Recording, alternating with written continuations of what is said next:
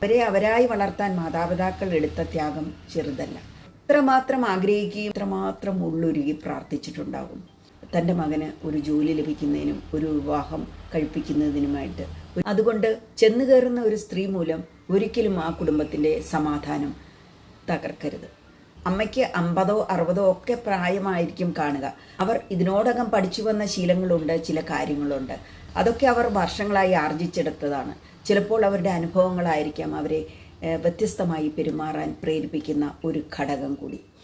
അങ്ങനെയുള്ള ഒരാളുടെ സ്വഭാവം മാറണമെന്ന് നമ്മൾ ചിന്തിക്കുന്നത് വിഡ്ഢിത്തം തന്നെയാണ്. അതുകൊണ്ട് ചെറുപ്പക്കാരായ നിങ്ങളിലാണ് ആദ്യം മാറ്റം സംഭവിക്കേണ്ടത്.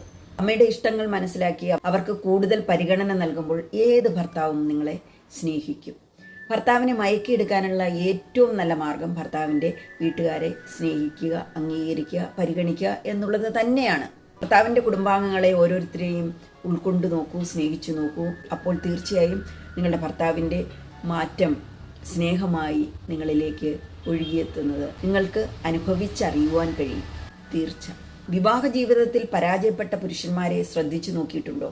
അപ്പോൾ മനസ്സിലാകും അവരൊക്കെ അവരുടെ കുടുംബാംഗങ്ങളുമായി അടുപ്പമുള്ളവരാണ്. അവരുടെ കുടുംബാംഗങ്ങളെ നോവിക്കുന്ന, അവരുടെ സമാധാനം കെടുത്തുന്ന ആളുമായി ഒത്തുപോകാൻ ചിലപ്പോൾ അവർക്ക് കഴിഞ്ഞെന്ന് വരില്ല. ഇരുകൂട്ടരും വിവാഹ ജീവിതത്തിലേക്ക് കടക്കുന്നതിന് മുമ്പ് മനസ്സിലാക്കേണ്ട ചില കാര്യങ്ങളുണ്ട്. ആരും ആർക്കും പൂർണ്ണമായും തീരെഴുതി കൊടുത്തിട്ടില്ല എന്നുള്ളത്. ഇരുകൂട്ടർക്കും മാതാപിതാക്കളും കുടുംബവും ഉണ്ടെന്നും അവരെ അംഗീകരിക്കണമെന്നും അവരെ ഉൾക്കൊള്ളണമെന്നും അവരെ സ്നേഹിക്കണമെന്നും മനസ്സിലാക്കുന്ന കുടുംബത്തിൽ മാത്രമേ സമാധാനമുണ്ടാകൂ.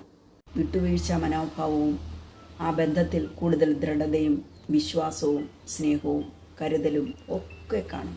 മാരേജ് എന്ന് പറഞ്ഞാൽ ഒരു ട്രാൻസിഷനാണ്. മറ്റൊരു കുടുംബത്തിലേക്ക് വന്നു ചേരുമ്പോൾ, മറ്റൊരു ആളിലേക്ക് ചേരുമ്പോൾ ഒട്ടനവധി അഡ്ജസ്റ്റ്മെൻറ്റുകൾ നടത്തേണ്ടതുണ്ട്.